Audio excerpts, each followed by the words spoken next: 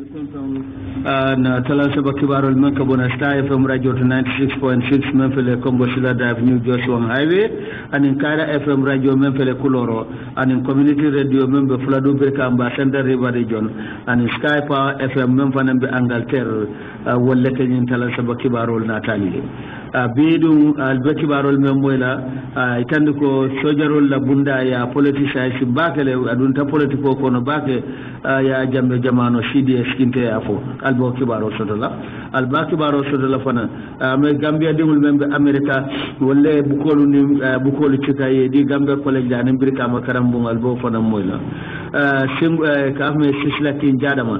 danda lalo ka Gambian ko la ko kaf dole wulte ke fankilim bokka project la ko si hakiltu ka foto bake ministre me ala wal matana fulo kunyal Amadou Sane ay tande ko bankola revenue soto bunda nin ko may ko rome bina abita fo billion tan anin ko to dala soto Gambia be tenkundin bar hanbi chale dolbe kantaro bunda la le sa isla nyaton kaba Ousmane Sow ya itandi albamu ela fana WhatsApp sojarol me ye muta gol yeso soro kele ko ye tumi men albamu ela fana senande do ko bakira talinde marchoto me ala sa dawda kare ba jabi la fans club walle o kanin ke ba to malo bi alba wala mo la lin kala sabu kum bayla barde be nyama so dokumte alaji saje baro ba fula en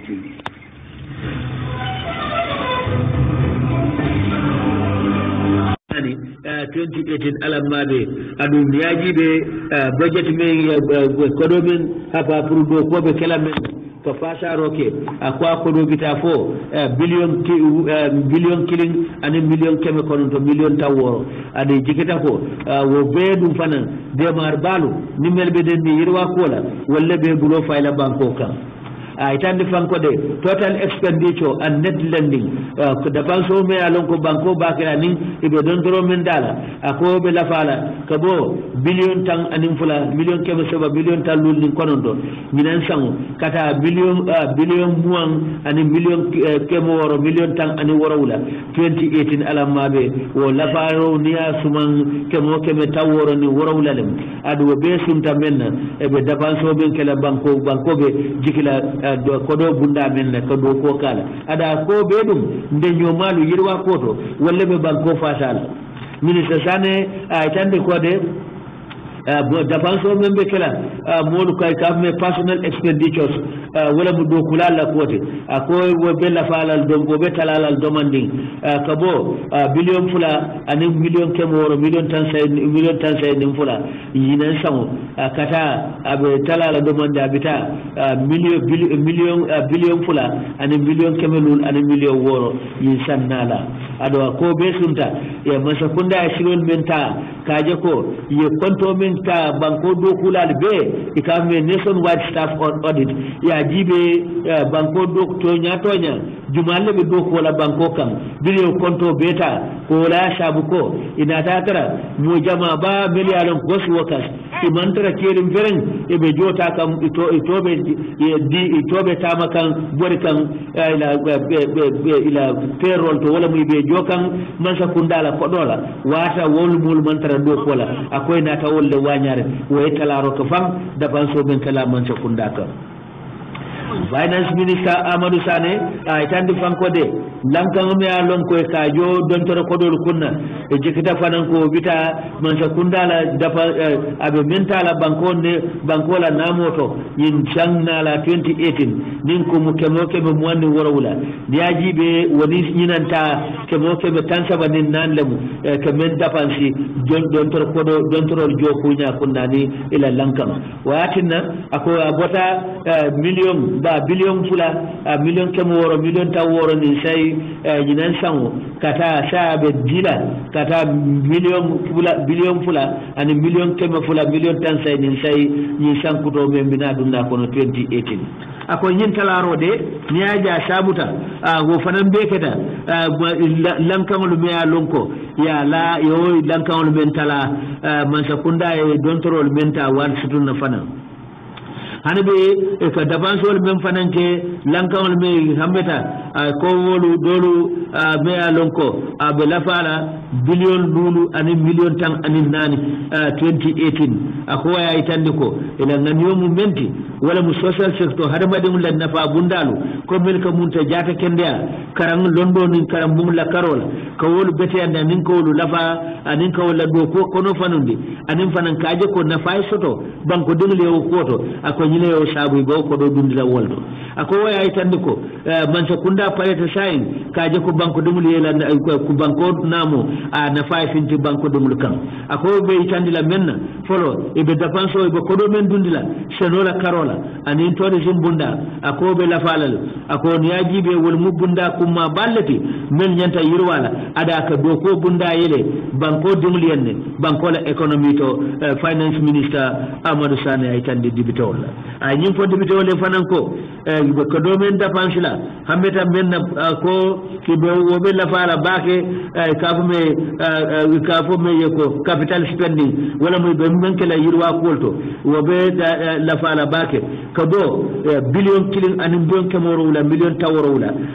nan sangu abita fo billion lulu ani million keme konon to million taworo ni sai e bo wala dilla banko la yirwa koto ni sankuta nala 2018 ada be sabuta men wala mu kuta mal men dundi ani sila kudol men imina do kula banko kan ani be silol men do ku kan ani lorol me ya lon ko nyanta kala man sakunda hameta ke tamande membo banko la fanko mako la ke yirwa anin ka kidima akomben dankene yarin ko nyum budget me alon ko bakela mbañin dapanso ni nafulo men banko ba dundila akwabe kele joran kum ma balati kaje ko na soto adan ay yirwa fanko e tenkum anim fana man sakunda la nato folo mumenti wala mu ko fenta ya tala baka banko kan kaje ko banko dumla nafa bundalu melialon ko daha bundalu ko wol barakande banko moli anim fana benda lod la falin na nyami kaje ko kulwo e tar kering banko nafulo maranya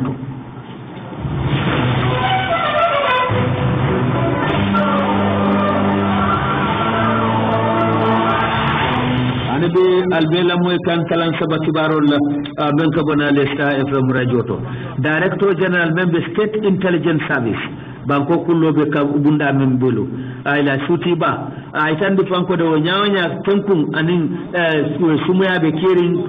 banko kam bebe cede yari ngala gambia banko be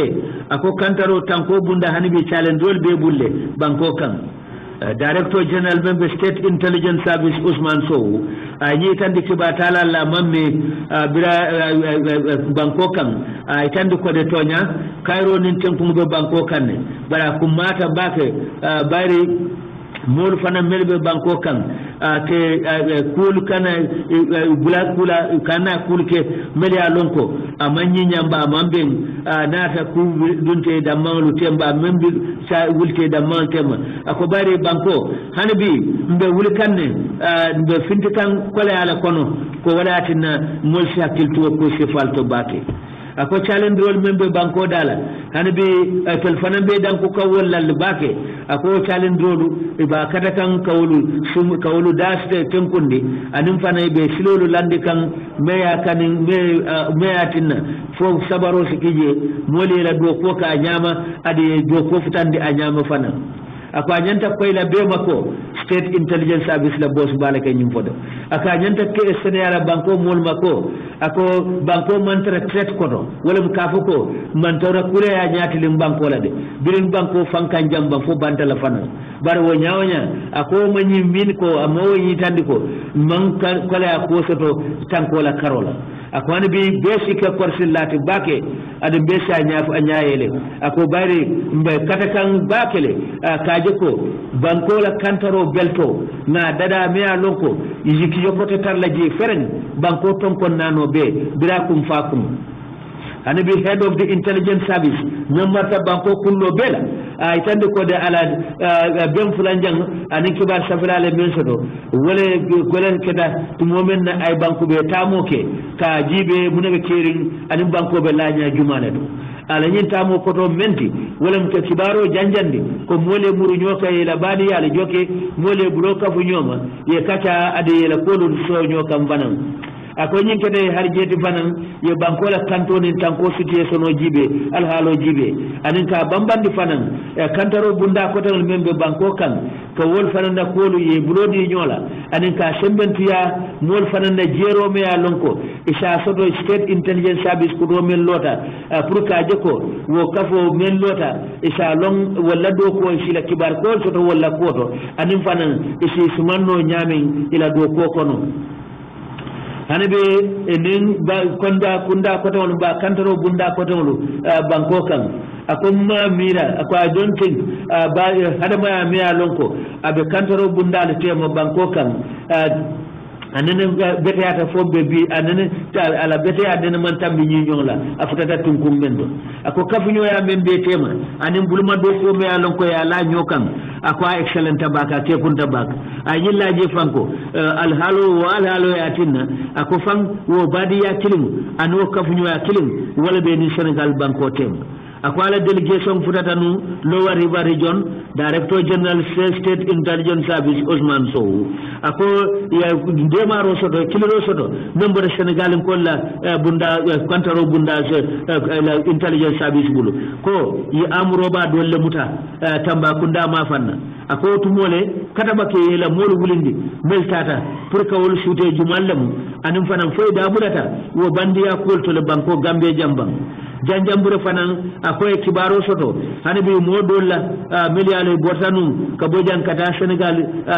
milialo ko ni bortanum Senegal Security Forces ma ka bonan Southern Senegal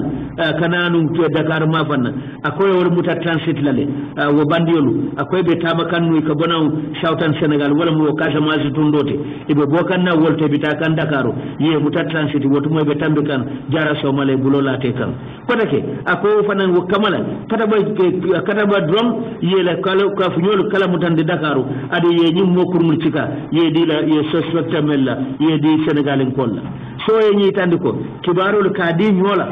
ko mu chabolete pour kullo bunda do kulale adin kantoro bunda do kulal be ako jama be fanan ye lod la basodo pour ye ba ko roke banko kantarola ako dum ne ma ko basodo membo da sate molbulu adum be la mani andi la ko ndolla State Intelligence Service kudum be loring abe konti bo nolale kadu namu dola la kodo wala kentol jo State Intelligence Service la boss Usman Soya koin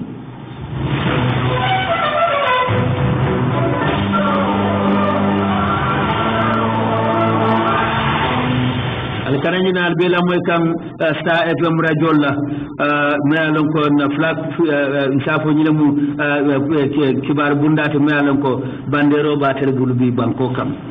hanabe WhatsApp soldiers deny charges wala mu soja tannim fula gambe soja rulu ye mel charge ko e banko jamfa ani jamfa mabo banko kama kitio to mealan ko soja kitio lam e ba fala me court martial min kata yundum ye so roke ko e man tanake adi findita kitio nyatena tenelum ni soja rulu la follow findita court martial nyatena la November karotel tanni worowula bire muta dinkra court dinkral mel manka kilinde ani watol mel manka kilinde kabo July kada November adi ye tumiko ye tafauta pour que president Barola mancha kundala kodeta ye mel kitindi mba mel be nyin kitio kono wallam captain Yaya Jammeh lieutenant Abdoulaye Diadio lieutenant Yaya Jammeh Sajin Babukar Sani ani Sajin Malik Bojang Corporal Suleiman Sanyang ani Corporal Lamine Jiba ani Lance Corporal Ibrahima Diallo ani Lance Corporal Sambu Jambojang ani Lance Corporal Ababaji ani Lance Corporal Aliou Sane ani private Ibn Bemba Kamara ani do kotamulu melia lon koy mon ibuloma lawol kam folo ko wolbe imol mutafolo wol virin karo kono July 2017 ye bentanu EU villa member Burford ani dula kotamto Republic of Gambia itafauta adi yo ngani yota pour nyin kamala ko democratically elected government banko mole kato fay mancha kundame Gambia praisi ipareta menni loi fota nyoko bake e loi fo loi tinya silolu anaferolu ye wolle dada pour ko kodeta ko mancha kundatinya ye chaji walla offense ye tumi walla bari ñin sojarolu ñin tembe ye mutale e be mile to prison bari so soroke ye kuwol men be foyba ye alaji ye tomi fanan ko ye mitongol fanan sodole ye mitongol men dada yo be record le adi ya dundi WhatsApp forum motole ñi sojarol men ye tomi koye ke diamu ñoye pour ñin kamala ko ñanta baro man sakunda kude tala ñami adi ñin tembe be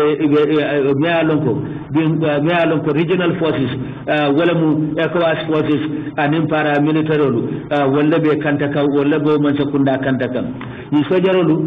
ko nin luwaye muta ati keno be sioto be kala kasoto mba luwa si fa isi death mba saya si soto jele ni luwaye muta ila kito be tenten na sama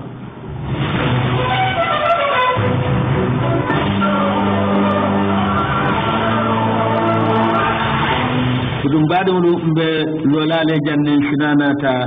kankularol to melɓe mbulu jam bi nawɗa kayre ba jaaɓi fams club dimanche lum novembre karotel manni wooro walle sene nder dow ko bake setal tala nder marsewto aɗo meye ñaton ka walla mo débuté oti min ɓe tala nde on rebol fatoumata diawara anin kayre ba jaaɓi fams club e bama ajabinta jaaɓi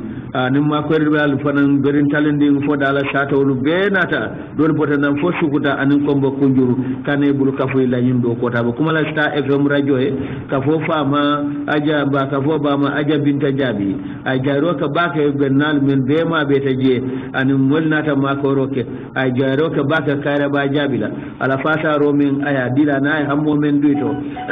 kanani do koke ada ay tande fanko kare ba jabi banko din kendole wato wati abe de maroke kan gambian kolla adum fana bu molati men fana lota bake kaje ko nyi setar ba sinande do koke tale ndem marso anata jairo kake mafana na alaji tunkara menna fasaro warte kan ani be meli alon ko lemma be tan senande do ku bato surtout ndebul Fatoumata Diawara ani hondebul Muhammad Mahandera men boda sandu ani Papa Touré ani ala haji bane ko sise ho fang abe kumala sta fm ye hondebul Fatoumata Diawara talindi akwashe wota bake bi wolunna a jairo ka karaba jabila ani kafo bama ajabinta jabi meli alon ko we nyimbe to leñi senande do ko kumade da men ke da talende marché to akana ta watolla diya kenyama benta bake ada ko banku do ko mu bela banku din kendo bela murado lati ada yi tan fanan ko de ayi tan fanan ko de dibitaw men fanan be sandu on debulu Muhammad Mahanera akode ko mo bela ha jola mu adu mela do kolam pour que dabula banko do kodo ako bayre nyimu wato men ko bayre hanata ibe fo sandu mba fo sera kunda e nyanta ye dabula yin do ko sifatu ay jayro ka bela mele nyim bangade da kalmal kamunta do ko kendo men kidel on debol Papa Touré fanan nata jayro ka bake karaba jabila ila fans club mel nata yin do ko ke ada ko yin do ko sifa ko de karaba to meta yinde aka lord la balata mandi woto hani UDP party o kono abe lord la balata kanje ako suto nin kilo karaba be lorin banku do kol misa Touré jairo ka bake ka fo ba mala ajabinta jabi anala mol be a jairo ka haji bane ko si sohla mi alon ko wole jodi jome be min tan je jisuma atele adi pour senande do ko watola anin demaro min abadi ka wato be la kuma la ko dawal ben diamu taje wala haji bane ko si so me ben jay mol be jay mele nyin do ko kendo gulinde ya dada a killo ka fana ko be su bulani sila kendo no président membe karaba jabe fans club asku njay fanan nata mol be jay ide danko ala kilirola Star FM radio fanan nata diamu firlale melbe talende marsawto melbe la sewoytande anin kontane ba ila na marsawto keje senende ikanata awatol anabi tabarol to Gambia dum membe sabat America walle bukolu di Gambia college la animbrika malo abe sikarambo CEO membe Star FM radio Alpha Karaga ani aja binta jabi bel ko wala mu kafo ba mati walle ki walle tombom membe Sa Dauda Karaba jabi fans club bombu kafo ba mati yo walle kere pour kata nyim bukolu di da Gambia dum tola melbe America kadi Gambia college la ani principal même bije madame Ndaw to fanan madame Ndaw ay jaro ke mi sajabi la bake abe doku ay ngani e kendo men soto ani Gambian kol men be bije e be doku kendo men keta ako nyimbe ma ko la bake ke badingu ke dokol ni bare musol ma koy melbe Gambia college sur the library pour ke kiskisro ke ila do ko kono Dawda Sidi Jaju même masta ya nyaton koti brikamo lo abe sikaram moto afana ala sewo itande bake ako nyimbe ma koy la bake le fana pour la karam surtout me alo ko Mr Sa Dawda kayra ba jabi ako fanan ala yindo ko ala yin afanan abe fele wato wati ke ma koy jin sefalto ado ko library men biye abe jamfandi la baka ko to Mr Jaju anata muru ko de kenyi jayrodi anabi karagala ane ajabinta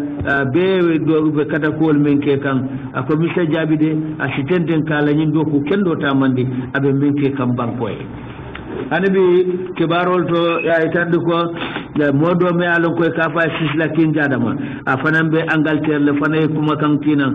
ka itande ko abe Alaji Sadio Baro tentula abe do ko nyimma men ke kanin Star FM radio be akabe do Allah taala sinemo jama jinde ni radio ka na do kula be akoy tol fanan be jele bare wato wati ya kilobe Gambia kan bare sisla kin jadama ay kuma so do alafta men fola barola man sakunda nin Gambian ko be akode criminal me ye fankil no occupy Westfield ako hanabi binata felta iboyta otole ako bari nata plan bi so do wolon fere kwatanda da me be fankilla koy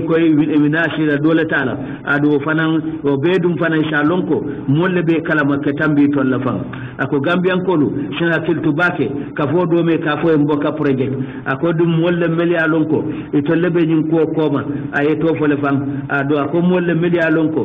mo jikla terin lamu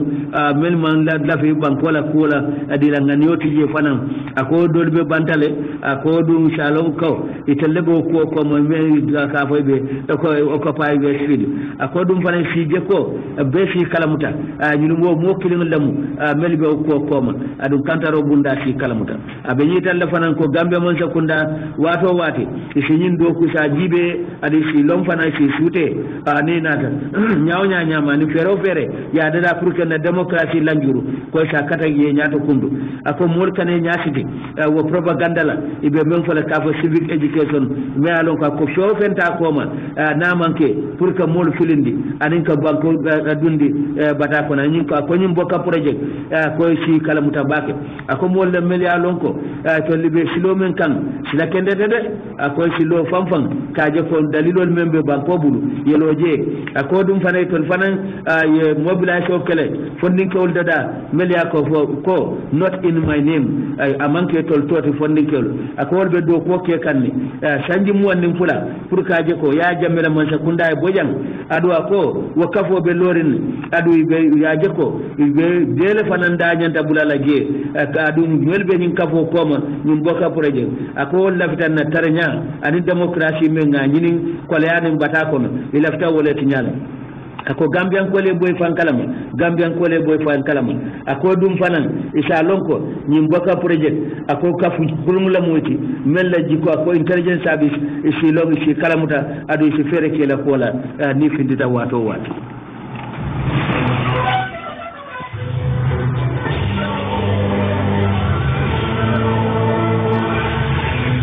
lakin jadama kabe tentoni jarom londa president Moses Baroma kolam annabilay musate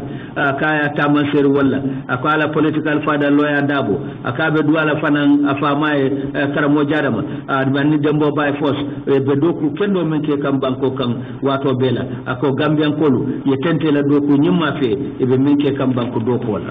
hanabi kibarol to ako the military was politicized on the jamme CDS Kinteyafo Standard newspaper asabe ko chief of defense staff Lieutenant General Masana Kinte itandi ko de bankola sojar bunda politiko dunte la baba kele wo former regime le dundi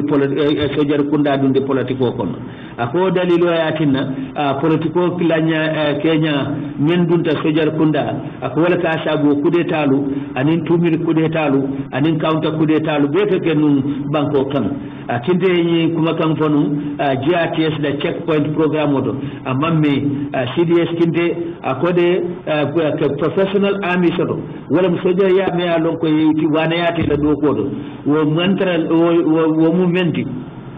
wala ka politiko sojarul bondi fereng politiko kono anim fanan ka politiko bondi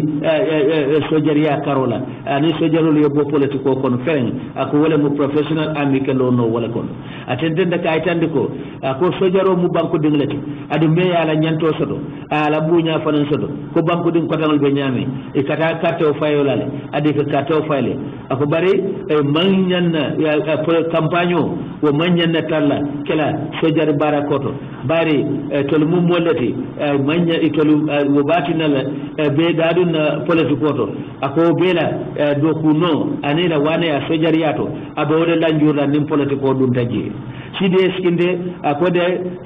ate anin ala timo molu ihameta msain kaje ko kata drawing board wala mu kata safer kata nunu de da kunke ke safero de da kunke anin fanan ka sojarolu ke re-educate wala mu ke londindi kotake bare solo bijele ya long mune atine be uniform dum kan sojar ya uniform adum fana ya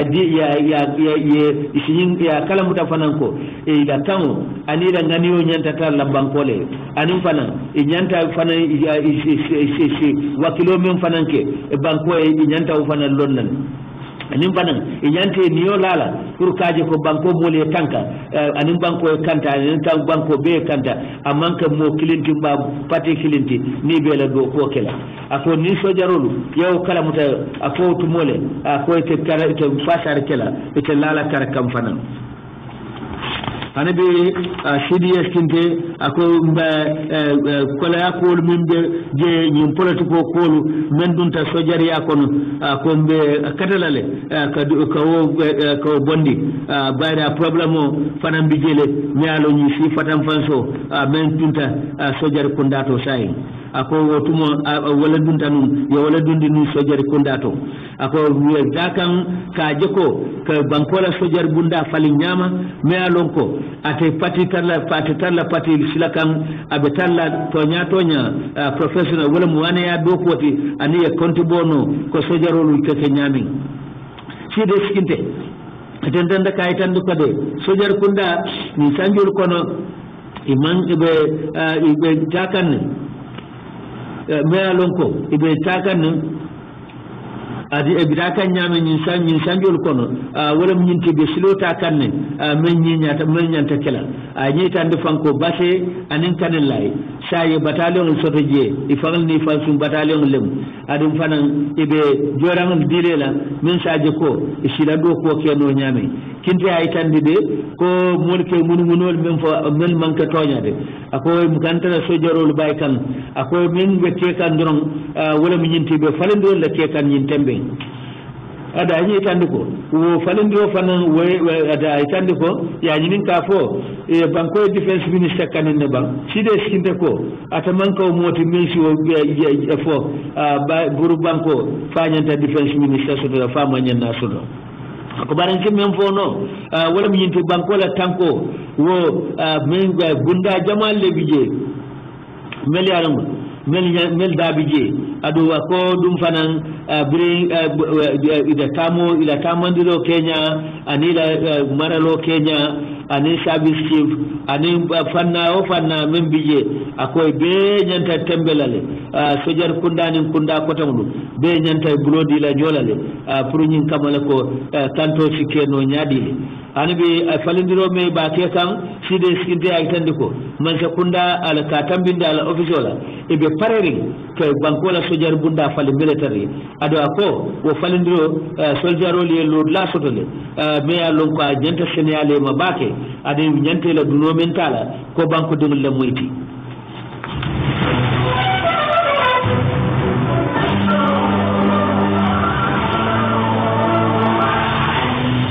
anibe albela moy kan talan saba kibaro la men ko bona le sta FM radio to ministre me alan wal mata na flo nim fanko ko nyala Amadou Sané tenelu ay tande fanko de banko la na mo membe sodra ba sodo membe kala banko e anin demaro memina na membe lala namu kanin kodo kan ni chansan na la 2018 ya jiku ko abita fo billion tan million wuli tan anin kononto million keme saba million tan kononto nin kononto dala soto adunya jibe wonin sinanta abel lafata menna kemo keme taworo ni sabalam wala ma lafata million wuli tan nin killing million keme kononto anin million kononto ay tande fanko ni lafaro be sunta menna wala mu bankola project grants wala mu demaro men kana pour que yirwa do ko ka banko ka honorable Amad Sane ay nyim fonum tembo menna ba landila debitoro nyati la estimates of revenue recurrent and development expenditure wala mu bankola jikita menna e be mensot la namoto anim fane be defansol menkela ani yirwa ko me ale be dundila ji ni sanna la 2018 wala kaytolu futande e men hambe e men jikko ko be kala wala nyama e men futande banko debité bungla banjum ako project grants wolum demaro men mina do ko yirwa ko do ya jikko ko wo be la fala